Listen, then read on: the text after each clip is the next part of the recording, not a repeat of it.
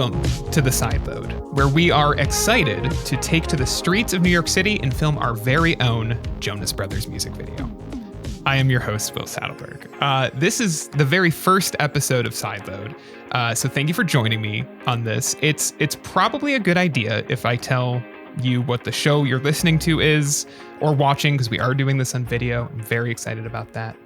The Sideload is supposed to be kind of a chill, low-key weekly conversation where I'll be joined by a rotating panel of guests to talk about Android and the world of technology at large. I really find that for as many technology podcasts as there are today, I think there are very few that are willing to be a little more laid back, a little casual, while still hopefully hosting interesting conversations about whatever is both happening at the moment and whatever is catching my eye that week. And so that is kind of where the Sideload comes from. And I can't think of a better time to kick off this show. Not just because this episode is coming out on my 30th birthday, but also because it's Pixel 10 week, or it is as we're recording this. And I truly don't think I've ever been so blessed as to have just an interesting podcast fodder fall into my lap, because we're not here to talk about the Pixel 10 or the Pixel Watch 4. We are here to talk about Made by Google 2025, a truly fascinating piece of marketing, in my opinion, one that I think worked as often as it did not work. It's absolutely bananas. If you didn't watch it, we're going to break it all down. I have a lot to say about it. I know my guest does too. You know him from over 13,000 articles on 9 to 5 Google. Ben, pushing 14. I saw it when I went to look up the number today.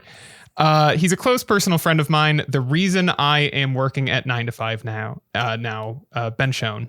Thank you for coming on and being my very first guest. Excited to get your show going. People won't know this, but this is the second episode. There's an unrecorded or an unreleased one with you that we recorded last week. That was a practice round. So you are as warmed up as I am for this. Yeah, it's going to be fun. You were at Made by Google yesterday. Yes, I was. You flew in, flew out same day. I would call you a maniac, but Abner at 9 to 5 Google did the same thing, and he lives on the other side of the country, which is farther than you. So that's nuts. Tell me a little bit. Love. Absolutely said with love. I think he would also say it was nuts. We recorded Pixelated this morning, and he did seem very tired, as you would be from 14 hours of flying or whatever he did in one day. In addition to a full days of work. Ben, tell me a little bit about your overall impressions of Made by Google. Maybe let's start slow before we really break down this event, because I frankly, when rewatching it this morning, I kind of want to go segment by segment. I think this is, I can't remember the last time I saw a tech event like this. It's probably been a decade. And I would argue never. The one that comes closest to were some of those earlier Samsung launches for the S3 and S4, where they would put on like plays. Oh God, not the S4. That one. The S4 one in particular was rough. Going into this event, especially once they announced that the host was going to be Jimmy Fallon, my first thought was, this is either going to go really good or really bad. And my biggest fear was that it was going to be on par with that 2013 Samsung event, which if you've never seen that before, you absolutely need to go find some clips from it, because it is. I'll edit some clips in right here. It's worth it. If you think the Pixel event was cringy, it's got nothing on this one. Let me see inside the box. No.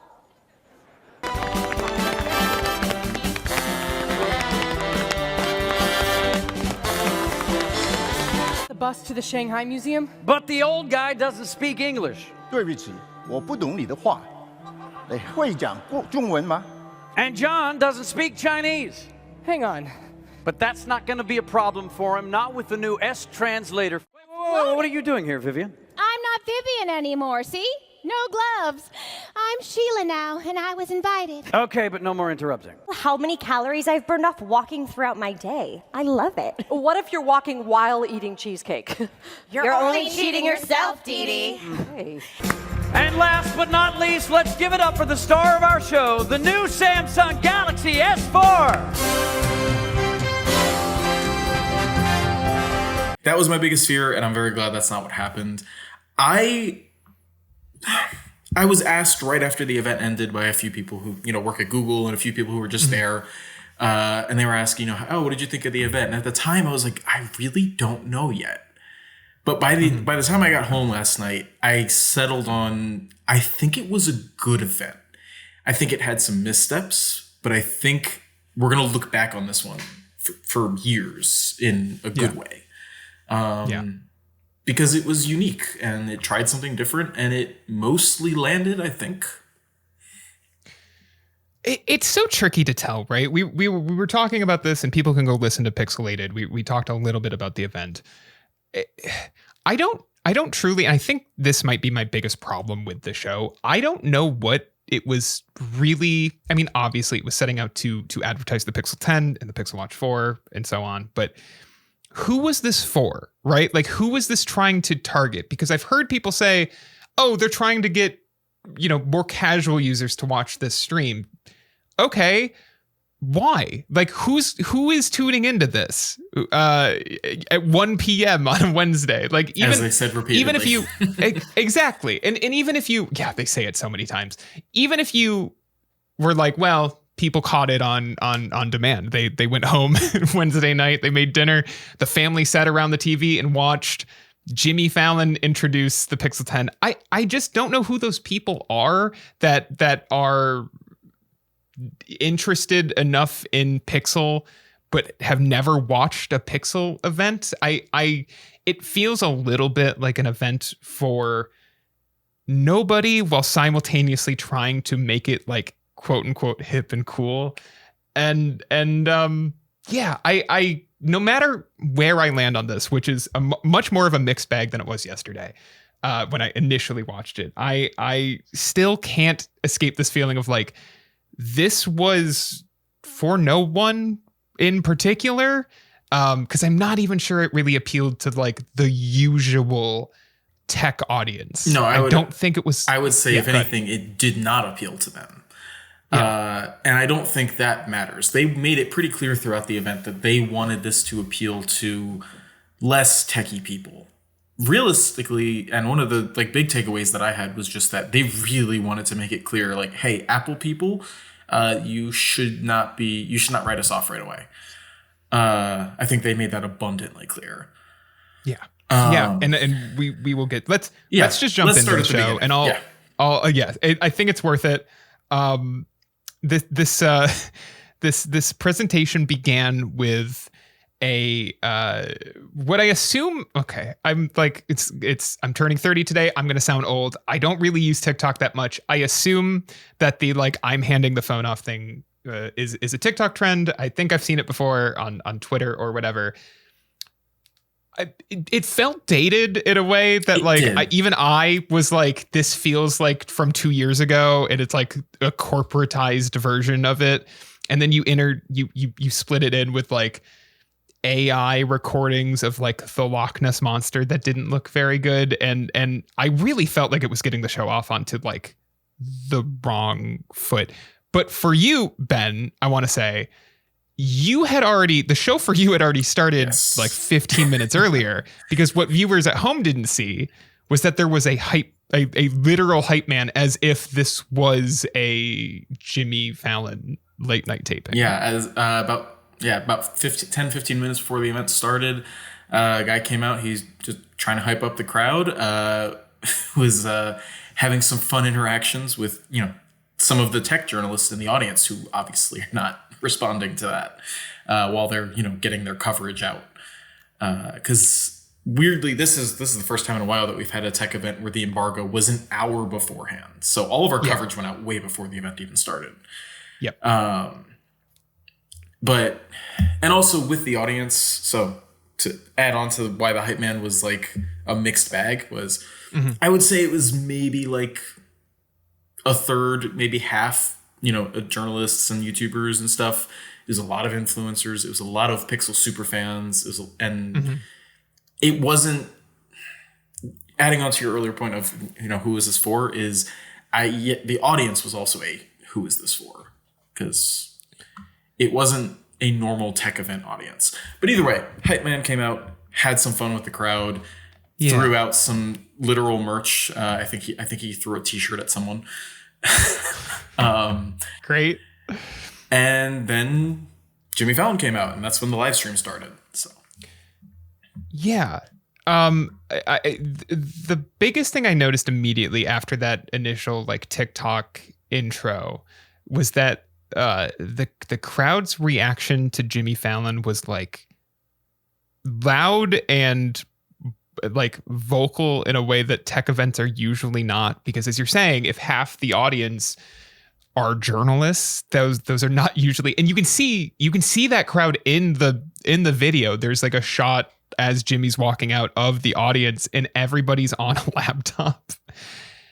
Like, what was the vibe in the room like? I know Abner told me there was an applause, like a literal applause sign lighting up when you were supposed to applause, but like, was it Google employees applauding? Was it the influencer crowd? Like, was it like, what was the vibe like for like while this show started unfolding? So because going into this, no one really knew what to expect. The vibe kind of changed throughout the event. At the beginning, it was a little uneasy. It was a little bit like, oh, what are we supposed to do? And it's being carried by like, the influencers and a handful of like the fans and stuff like that. But by the end, actually, I noticed a lot of the journalists were getting pretty into it. Okay. That's fascinating because that typically doesn't happen at the numerous events I've been to where it's like,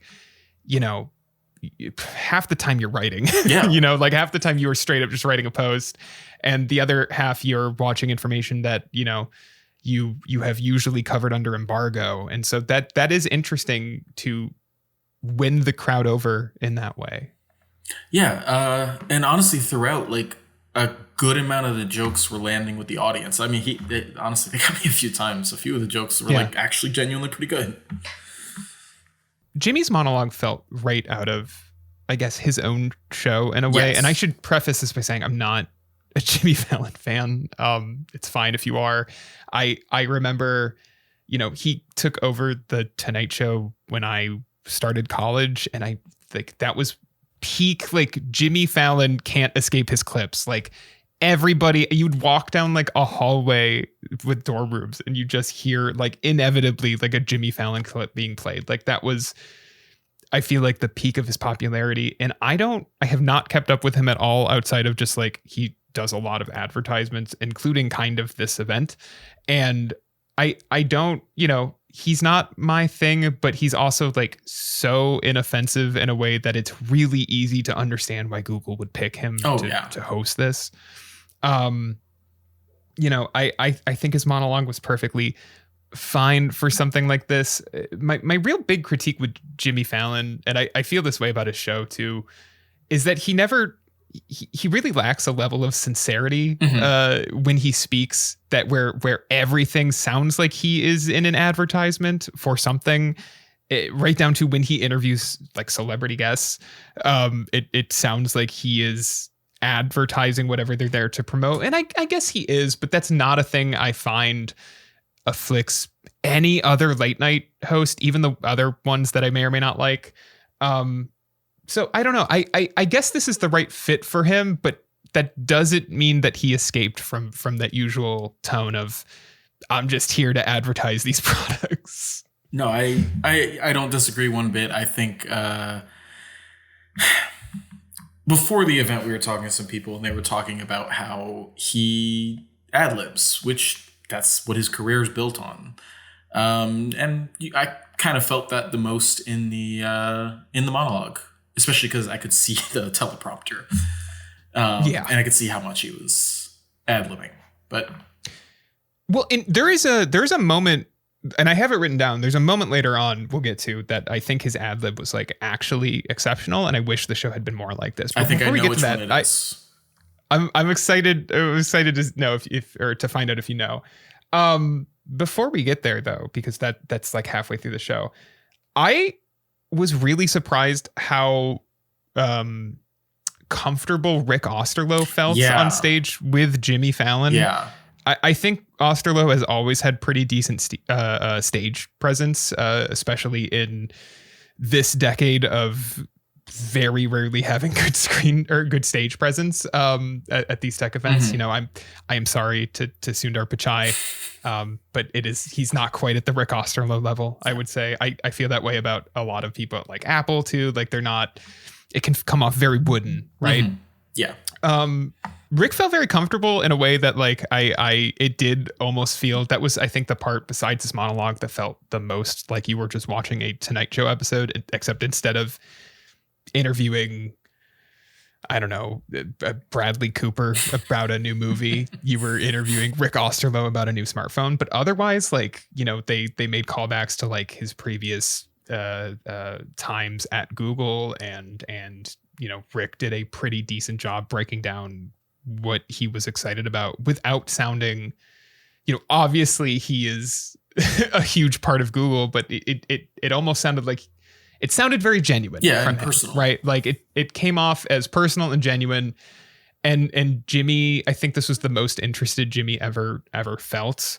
And frankly, I would have appreciated more of the show that felt like that, like a little more casual and conversational. I don't know where you landed on it. No, I agree. I think I really enjoyed the opening segment. And it really did a good job of setting a tone for how Google felt about the event and what what their stakes were going into it. I will say, I did, you know, to answer my own question perhaps from earlier, I did wonder in this segment, because Rick seemed so excited to be doing this. Was this all just for Rick? Is this just like, has Rick always wanted to go on the Tonight Show and then now he finally kind of gets his dream? I don't know. It was a thought I had while I was rewatching this morning, and yeah, it's interesting.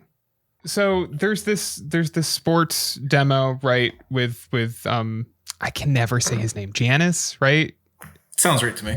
That's his first name. There's this Gemini thing with basketball. I think it's a perfectly fine segment, but like it's stuck in my brain so little that truly I can barely recall it right now. I want to get to the big section of this, which is I think the thing that that most people remember or will remember from this event, which is, I'm just going to call it the QVC segment, right? Yeah. This is when Google unveils all of its products. They get up on stage. They have this big wide table with all of the phones and the watches and the earbuds, and they, instead of holding back and doing everything very segmented as is tradition at these events typically, they broke down, they kind of just said all of the products at once, and then were able to like refer back to them throughout the rest of the keynote. I really liked this on rewatch. I didn't really like it yesterday. And then on rewatch, I was like, with a couple of odd moments or exceptions, like I actually think this worked very well in terms of getting the information out in a natural way that felt like an ad, but in a way that it wasn't trying to shy away from, which is what I think modern tech keynotes, like modern smartphone keynotes, like tend to feel like they are trying to hide the fact that they're an ad, but they are. This is also a thing that I feel about like Jeff Keighley's various gaming shows, where he wants it to feel like it's not just a series of promotional advertisements, but it is.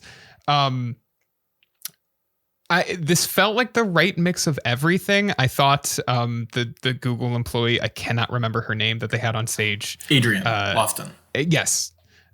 Doing the presentation with Jimmy Fallon was like very charismatic. She was the star of the stuff show. Down Easily. I totally agree. Breaking stuff down really easily.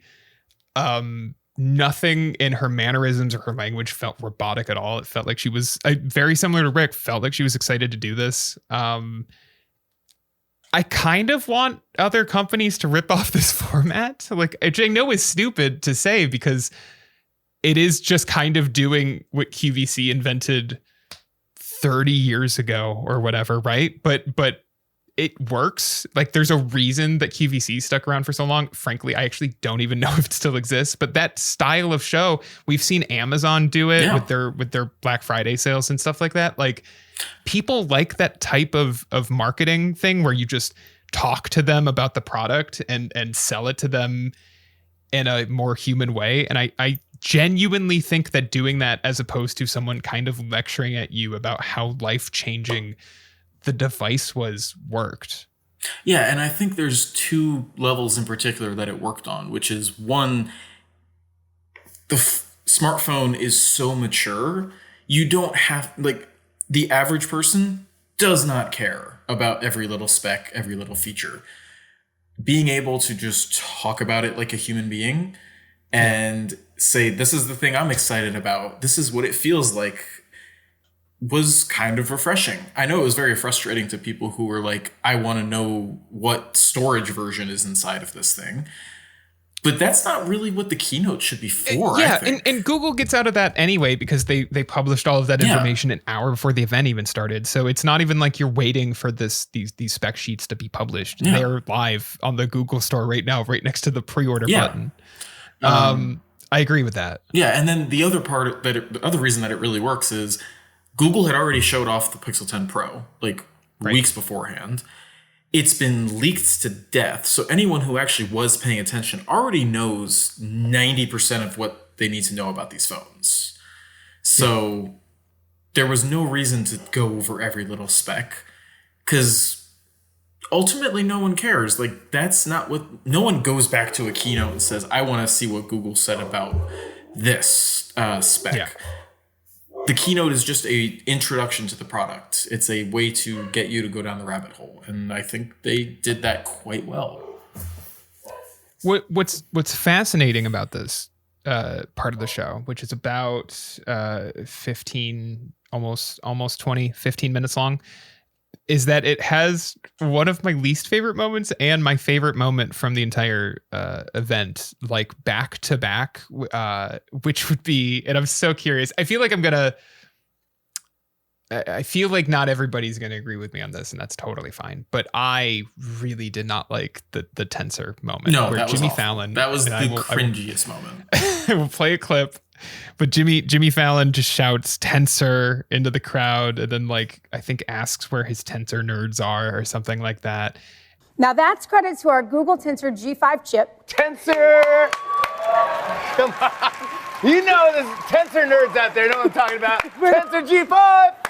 It just, like, it didn't feel particularly funny. It wasn't like, there was no joke. It was just yelling the word. And then simultaneously, Tensor G5 appears to be a pretty big leap forward, as we were kind of expecting. And it felt very diminishing of any of the work Google did. So I can't imagine they loved it from their perspective either. I don't know. What do you think? No, I completely agree. And I think the exact same thing stands for, moments later when they talked about the Pixel 10 Pro Fold being the first IP68 foldable. It's like, that is actually a meaningful thing, despite what some people will try to say about it. And Jimmy just making like kind of an offhanded joking tone about it. Like, so not joking tone. It was so insincere. It comes back to his problem with sincerity, where I just, like, this dude does not seem to care about anything, no matter what he's talking about, which, again, I feel like at the height of his popularity was very, you think about 2013, 2014, it's like the peak of Marvel and like that very, like, the Joss Whedon era of Marvel, where it's very like tongue-in-cheek, who cares anyway, you know what I mean? And like that, I feel like that entire tone had really permeated everything, every aspect of entertainment, up to and including Jimmy Fallon, of like, oh, it's silly, but who cares, right? And I don't know if that's the current, at least in my opinion, that is not kind of the tone of the modern day. I think you can see that in like I mean, even if you just want to use superhero movies as a barometer of where we are as a culture, I think you can look at like, you know, even just James Gunn making Guardians of the Galaxy, which feels very, that first one, you know, has heart, but feels very like, oh, like, you know, like we're the offbeat, like weirdo people, like who cares? And, you know, compare it to Superman, which is a very sincere film. I feel like, you know, when I see people have issues with that movie, the problems they have are sometimes too sincere. And I feel like Jimmy Fallon has not kind of translated well into that space. Yeah, that was really the bulk of my complaint, was just moments like that where it was so insincere that you couldn't, there was no buying it. Like, no one's buying your excitement there. It's just, you're saying it because it was probably on a bullet list. And it's like, that's not how they wanted to get that across. But it's fine. That was like what, 5% of the entire show. It was a very small moment, and ironically was pretty quickly followed up by the moment that I think was specifically not drawn from a bullet list, or at least not one that was given to Jimmy Fallon, because my favorite moment with Jimmy Fallon on stage, and one of my favorite moments of the keynote, was the RCS moment where, and I didn't really clock this yesterday, but where Jimmy Fallon says something, when she brings up RCS, Jimmy Fallon says something like, oh, I actually don't know what this one was. Yeah. I know what everything else is, but I don't know what RCS is. And it was like the one time where he genuinely sounded interested to learn about what something was. Yeah. No, I completely agree. It's not the moment I thought you were going to bring up. We'll get to that. No, that was my moment. But, I don't know. It really worked for me. Yeah. No, the moment I was thinking of, just to circle back and close that one, was when he was talking to Rick about Gemini and was talking about his daughter and like that, how they were using Circle to Search. Yeah. Yes. Because, I know from the outside perspective, it just came across like a scripted bit. That was kind of my ad lib. Okay. That entire bit was completely ad lib. It was not on the teleprompter at all.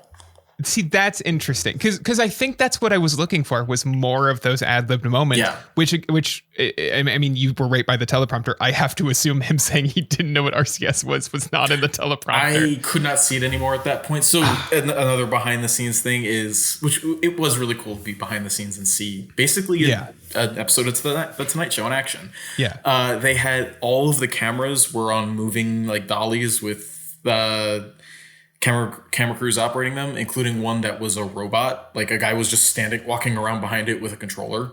Kind of cool. Yeah. But that included the teleprompters. The teleprompters were on little moving things.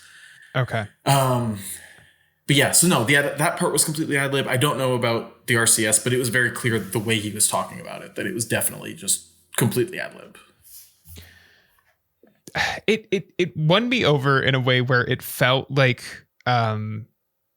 it felt like a conversation I've personally had trying to tell somebody about like why RCS does matter, even if it does come with some occasional headaches, you know, like it does make a difference. And as much as I find Google's policy of like, you know, we're done talking about blue bubbles and green bubbles to be a little eye rolling, just because it's like, okay, but like you guys spent so long talking about it that it feels a little disingenuous to be like problem solved. You know, but yeah, I found that entire little segment in the overall successful QVC segment to be particularly really good. Yeah, and no, I agree, and I also think that part was the one that really cemented how I felt about Google in the event, which was they were really confident in this one, in a way that I don't think another Android brand has been in years. Every single Android event that we go to, that people watch, that just happen, they all feel like we're just trying to live up to Apple, or we're trying to live up to Samsung or whatever. Yes. Like they never feel like what they're doing is, even if it's not enough by, you know, reviewer or tech head standards, Google said, they basically just said, you know, this is what we did. We are very, very confident about it. Like, I think Adrian literally said the word we are confident about it when mentioning Apple.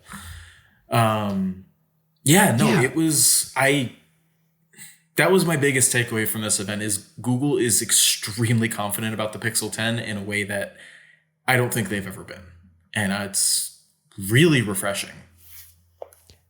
It is. It is unfortunate that in this conversation we've reached the point where I think the show dips for a little bit. Yes. We've said a lot of good things. But after the QVC segment, we get the Magic Q demo, which was, I would say, the part of the show that felt the most like the past few Pixel launches. Like that felt very in line with, other than the fact that like it was on this constantly moving, evolving set. Like other than that, it felt like something out of I/O or out of, previews made by Google events, which isn't necessarily a bad thing, but it is one of those things where when you've watched enough of these, you look at the demo and instead of imagining the possibilities, you think this is about all this can do.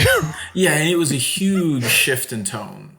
It was a huge shift in tone. It was kind of unclear what it was even demoing at a couple of times. There was, specifically that Jonas Brothers moment where Jimmy's on stage and he's handed a Pixel 10 and he's like, oh, this is, we're going to demo Magic Q. It's a thing that like gets information from across like apps and pulls it in and like present it to you when there's like a specific question on screen. And I don't think it was well explained, which is why I think my explanation just now was also not very good. And then in the demo, like at what he's just kind of opening random. Jimmy seemed unsure about what he was doing. It didn't seem like they had practiced this at all. And then he would open like a random text message and there'd be a question in it that's like, what was that new Jonas Brothers song you were telling me about? And the phone would just automatically suggest the one that they're going to make a music video for later. And they never said where it was getting that information from. Yeah. Like it wasn't in the messaging app. So I truly don't. So like it wasn't a good demo. Like even at like I was confused watching it. Yeah, I think they explained it too quickly beforehand. So what they did is when he got up there, the presenter said to Jimmy, we're going to do this demo on your phone. And he just pulled out his phone and that's the one they were doing. And that would have been a compelling demo if it wasn't just a bunch of canned messages in blank conversations. Like if it had a whole conversation set up and they did it based on that, cool. But it was just one message and it was acting like, oh, this is There's even a moment where he jokes about like, it's like, oh, Alex Cooper texted me as if Alex Cooper is not on the guest list and is not the next person in the segment. And is like, and Jimmy's like, oh, I know a lot of celebrities. And I'm like, there's one text in here from Alex Cooper. Like, what are you talking about? Like, this is clearly like a demo. Yeah, that was another example of it was too insincere and couldn't be believed. But the focus on the Jonas Brothers song, that was not a great example of it. I did like the examples of like pulling in the flight information when he got on a when they asked for when he was landing and like pulling in his what was it? Dinner reservation to put in the name, and then when he called, it showed the details. Called, that was better. Good like that explained itself, but they should have trimmed that down a little bit and made it maybe a little more realistic. When you've watched enough of these, it starts to feel like these are the few modes of this application that you can use, and like as much as Google kind of leaves the door open for like, who knows what Magic Q could be or could do for you. And it ends up feeling like, but no, this is about it. It can do these things and put these things in your messages app for you. And that's kind of how I felt about Pixel Screenshots last year, where it was like a very promising on stage and in demos. And then when you try it out for yourself, you're like, oh, I actually had already seen everything that this could do. I don't know why I thought there was more here. Yeah. And I feel like that's just the problem with AI in general, is that there is no way to market it because it's so personal. No. Every AI ad is just like pictures of people like typing on a computer and then being like, at Dell, we think you should do things better and faster than ever before. And that's why we've built Dell AI to push the boundaries of what you can do today, tomorrow. And that's the whole thing. There's no explanation. Like, what are you beyond advertising? advertising. I don't even know what I'm supposed to go buy. Like, what do you want me to spend money on? That's like half of AI advertising, and then like just Google products is the other half. Yeah, I agree completely. That brings us to Alex Cooper, who I don't personally like very much. I'm not a Call Her Daddy fan. I'm gonna be honest, I didn't even know who she was before this event. This is what I'm saying, where I'm like, why is Alex Cooper here? Like I do not believe. Okay, let me back up actually, because I do know why Alex Cooper is here. And I don't mean this in a mean way, but she's there for the same reason that Jimmy Fallon is there, which is that there was a paycheck involved. And I know this because I'm a Sirius XM subscriber, which you can make fun of me for. It's fine. I like it in my car. And Alex Cooper, nobody will know this. Alex Cooper has a Sirius XM station called Unwell Radio, which is named after her production company. It was mentioned in the keynote yesterday. It's Unwell Productions or something like that. Unwell Media, maybe. And it plays like a pretty generic mix of like pop songs from the last couple decades. Like I turned it on yesterday just to see what they were playing, and it was Stronger by Britney Spears, right? Like but then it's like interspersed with comments from Alex Cooper being like, this one's for the girlies who have trouble getting out of bed in the morning. But then they'll play like, I don't know, like Happy by Pharrell. Like, it's like, I don't know it's truly like one of the most confounding radio stations I've ever seen. And then you think about the fact that like her audience is like, you know, at the oldest, like in their young 30s, like basically our age, Ben, and then younger, right, ranging downwards into like their 20s. At least as far as I know, that is Alex Cooper's demographics. And I can't imagine there's a lot of crossover between that audience and Sirius XM subscribers, in the same way that I don't think there's a lot of crossover between Alex Cooper fans and people who are going to watch Made by Google. Yeah, I agree. Or Jimmy Fallon fans, for that matter. But at least I do feel like he is a staple of pop culture in a way that he's on a broadcast television. I know that doesn't mean as much as it used to, but it means something. She has like a Spotify podcast, which is listen, nothing wrong with podcasts. We're literally recording one right now, but I do feel like there's like, it's very different there. And I don't know what the crossover is. So it's odd. I found her segment not very good. I don't really have any notes on it other than it was boring and went on way too long. And I think it's the reason the show went 15 minutes over. I agree. My only note on it is that the camera coach feature, which, you know, camera coach is AI looks at the picture and tells you what to do to make a better picture. Not a terrible idea, but it's definitely hard to demo. The demo they chose was bad. Because it was just, how do I make Jimmy on a couch look better? And the one they picked was do a close-up. And then they really didn't do... Like, they basically just said, show me how to take a picture in portrait mode. Yeah. And the picture was bad. And they clearly knew that because they spent like a good 40 seconds scrambling to hide it. Yeah, no, that was a horrible... That was the worst part of the event for me. It was a bad demo. And it probably that part should have just been skipped altogether, I think. Yeah, it's especially because, you know, again, to go back to who is this audience, or who is this, what audience is this made for, right? This feature's not for anybody watching this event. Anybody watching this event at least knows how to use portrait mode on a camera, or they can figure it out if they don't, right? I have faith in anybody watching Made by Google that they will figure out where portrait mode is in the camera app. This is for, you know, either kids or like, you know, older relatives. Like that's, which is not to say it's a bad idea for a feature. It's just that it's probably one you don't need to demo in this keynote. I think you can truly just skip over this. It can get a quick mention.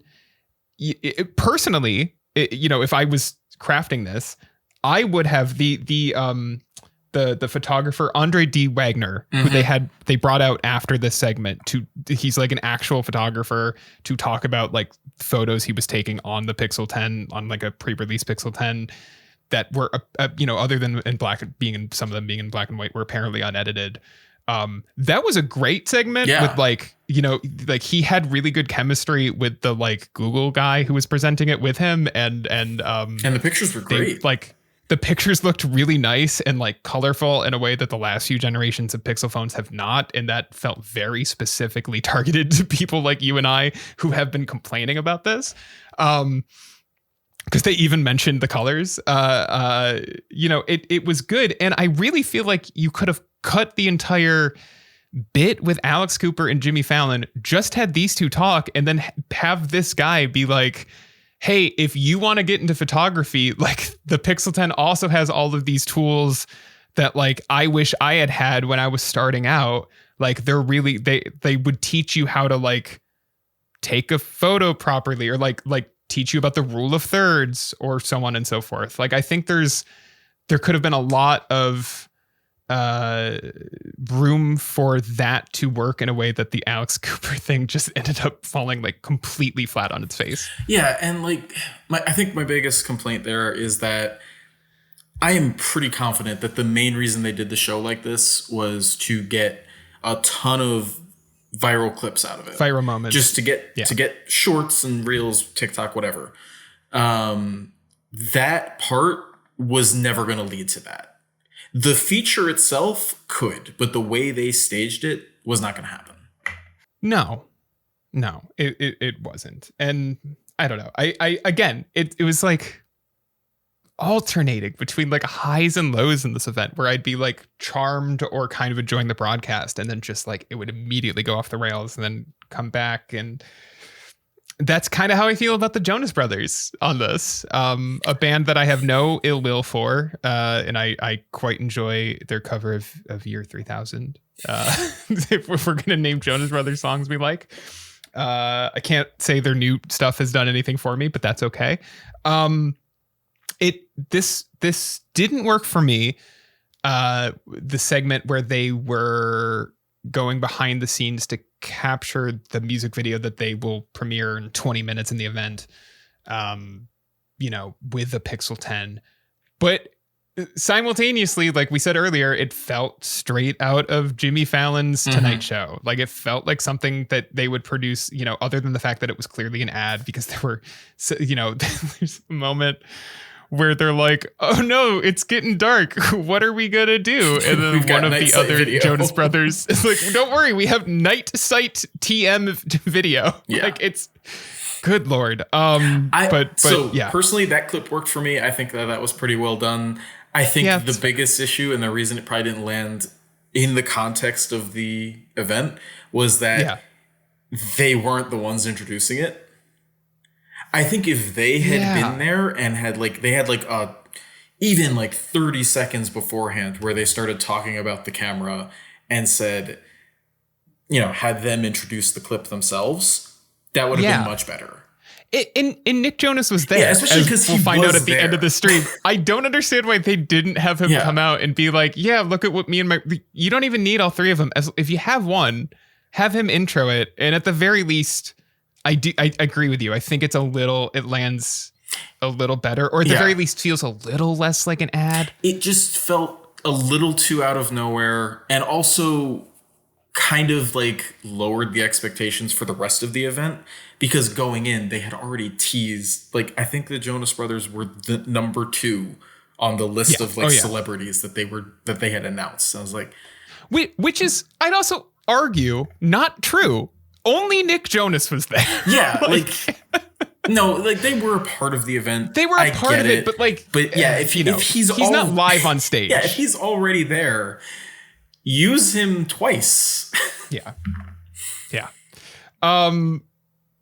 And then again, like we keep going the highs to lows. I thought the quick little phone call thing was good. That was really I don't have a lot to say on it, but I thought that is the exact kind of, we should say this was a demo of like phone call translation tools that uses your own voice. Like that's the key thing. Is like it. Yes. It takes you speaking another language, translates it to the other language, but translates your voice into it. So like it sounds like the other person talking. The Jimmy Fallon one in particular, like his voice really good. sounded like him. Yeah. It was, and that's the kind of demo scary, that I think but it was really only good. lands. It was a little scary. That kind of demo really only lands, in my opinion, when you are doing a live show like this. If Apple or even like some of, Samsung sometimes does some live stuff, but really what Samsung does is they put one person on a stage and then they play videos at you. So like this would have been a video. This wouldn't have been done on stage for Samsung either. And I don't think it would have felt like anything, but because this was like a live demo that they did, it worked for me. I don't have much else to say about it. It was a really quick segment. It's like 3 minutes long. It's going to go super viral online. Jimmy's reactions were that was a good use of Jimmy Fallon. Was just having him react. It's also one of the first translation tools that I've seen where, because it is your own voice, I'm like actually like, okay, that's actually cool. It's not going to feel like impersonal the way that so many of these other translation tools do. Yeah. And again, worked without a hitch, which was impressive. That segment was actually longer than the next segment, which was an episode of Subway Takes, which I do know Subway Takes. Somehow the segment is shorter and yet felt interminable. This was a real low point for Made by Google. I really disliked it. I don't like that guy in general. I think he is not, his shtick is not my cup of tea. That's all I'll say. But this one in particular felt like mean in a way extremely. that I like, kind of nasty in a way where I'm like, it's one, if you want to make fun of wired headphones or like try to accuse the fashion industry of being the ones that are bringing back wired headphones with like younger Gen Z teens on TikTok, and not just that like that people like older technology, like that's fine, I guess. It's not what I would do. But then they start getting into this bit where they're like, I understand this is hyperbole, but like, I don't think you need to be hyperbolic and be like, if my kid came home with wired headphones, I'd kick them out. Like, what are we doing? Yeah, it wasn't presented, I don't know. Again, I know it's hyperbole, but it wasn't presented in a funny way where I was laughing at all. It was just like mean. And then like the punchline at the end is that someone has been sitting there with wired headphones the whole time. And like, it was like weirdly mean. Yeah, it was. When it started, I was already like put off just by like the pacing and the way they were talking. Yeah. But within the first like 10 seconds, I just turned over to Abner. I said, this sucks. That was by far the worst part of the event. And also now I'm looking at, so it's on YouTube already. And I was really curious how people were reacting to this. Literally every comment says, this is a bad take. Wired headphones are good. Why people are you doing like this? wired headphones. Yeah, like, it is crazy to me that Google does not know that people like wired headphones. And like so many of the things in there were like dumb ideas, like having someone say that wired headphones were only good when they were free in the box. Those were the worst wired headphones. So what are you talking about? Like I really recoiled at this one, and it's I guess comforting to know that like this segment is completely falling on its face, because it's also the one that felt the most like what you were talking about, where this entire thing was designed to break viral moments out of it to use as advertising for the next few months. This one feels like something where they'll probably use it, but I wouldn't be surprised if this one dies in a couple weeks, because I don't think people are going to like it. I think Google is going to deeply regret being attached to this one, because their name is on it on YouTube. Yeah. It's obviously an ad. I mean, down to the fact that she's like, but check these out, like pulls out a pair of Pixel Buds. I think the only good thing on Google's side is that they never actually say Pixel Buds. No, it's very weird that they don't. But it's like, clearly a pair of Pixel Buds, like, if you know. It's a good thing in now, because everyone hates this, that they don't say Pixel Buds. But knowing that this was made for an event and is like the only time they talk about Pixel Buds, because Pixel Buds did not get any attention. Really. I don't think they were in the QVC segment. And they were like there for like 2 seconds. It was maybe, very, very brief. But like to the point where like if you blinked and you missed it. They got no attention during this event. This was the most attention they would have gotten, and they're not even mentioned by name. And also, I'm pretty sure those were Pixel Buds Pro and not the 2A. That part was an absolute mess. Like the idea of like it has to, well, the whole thing is it's supposed to be a hot take, right? Because that's the idea of this video series.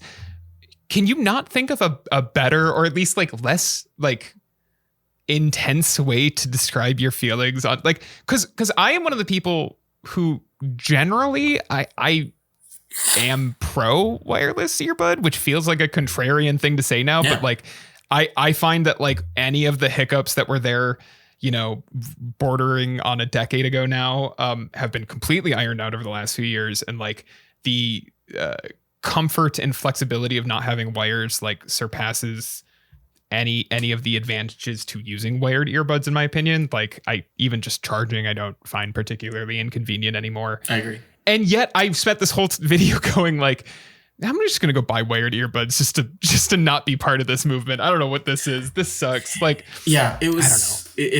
It's bad. And also like a much easier and better target would have just been, you know, bad wireless earbuds. Yeah. Like buying absolutely. the cheap, crappy ones when you know, to advertise your new like semi-affordable, but really good earbuds. Like there was no reason to go after wired ear headphones when they're having a moment. It was bad. And to your point about you know the Apple conversations of it all, why not have the Subway Takes guy do like a hot take on like someone talking about like AI on your phone and like how bad it is on iPhone and how good it is on Pixel. Yeah, that would have been honestly that would have been enjoyable. and then have like the earbuds come down to like maybe some of the athletes you had who were talking about how they wear them while they play basketball and they don't fall out of their ears and they can answer a phone call by nodding up, right? Like I feel like if you do it in like a different order, it makes a lot more sense. Mm-hmm. I don't know. Like maybe that's just me, but very, very weird miss. Bizarre moment. And I did write down at one point, I'm sorry, I do have to point this out. And then we can move on because we spent so long talking about this segment. She says something like you wouldn't want to go back to manual crank windows. Who wants to do this, right? And then 10 seconds later, she's like, you know what's cool? Vintage cars. And I'm like, every vintage car will have hand crank windows. What are you talking? You just said you don't like those. What are you talking about? Anyway, clearly I thought too much about this. I don't have a lot to say about the Peloton guy. I have no idea who he is, but he did kind of win me over. He made many jokes about his love life, but it was he had a good enough personality. I feel like he's probably went viral on TikTok at some point, and I just don't know about this because I don't have Peloton. It was fun energy to talk about the Pixel Watch. It was fine energy. I thought the segment was perfectly fine.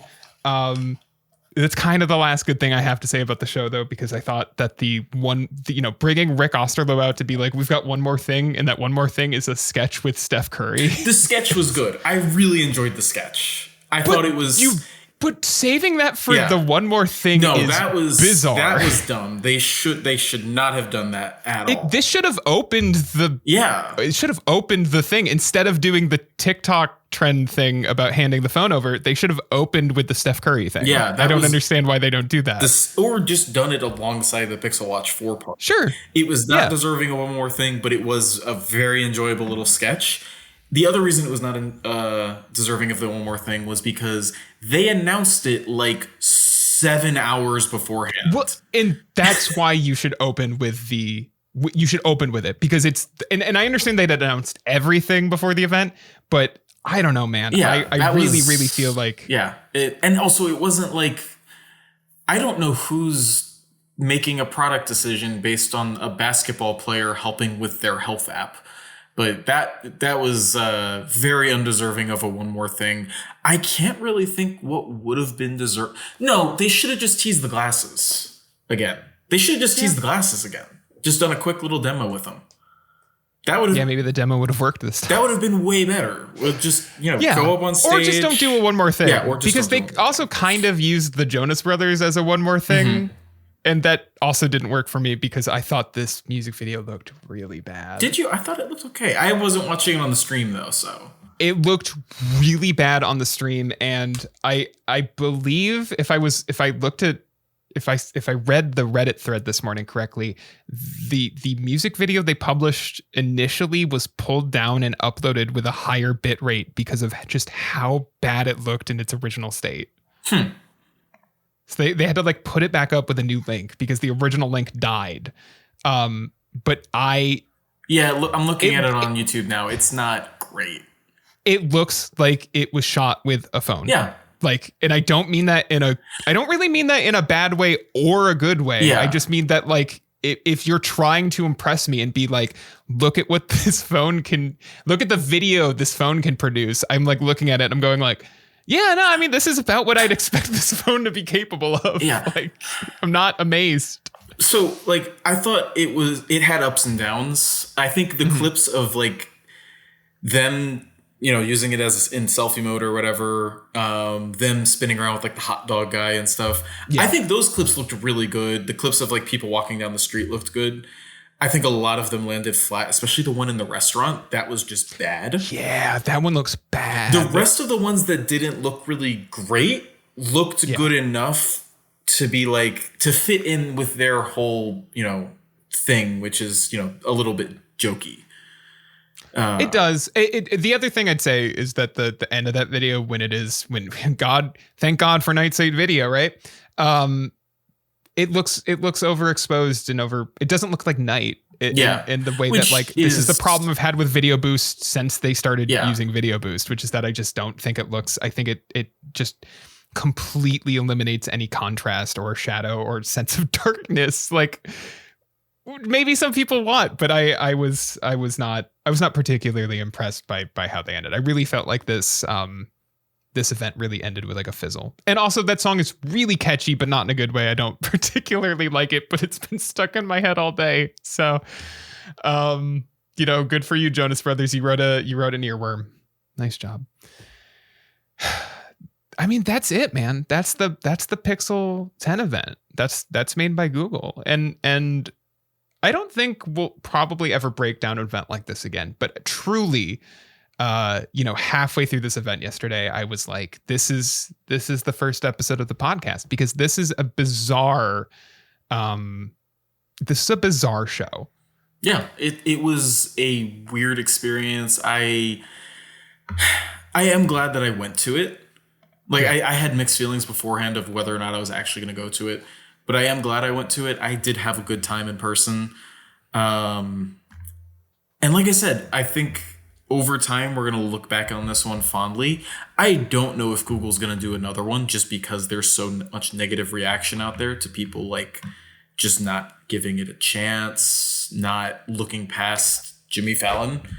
And I'll say, I wasn't looking past Jimmy Fallon. Yesterday, my knee-jerk reaction was this sucked.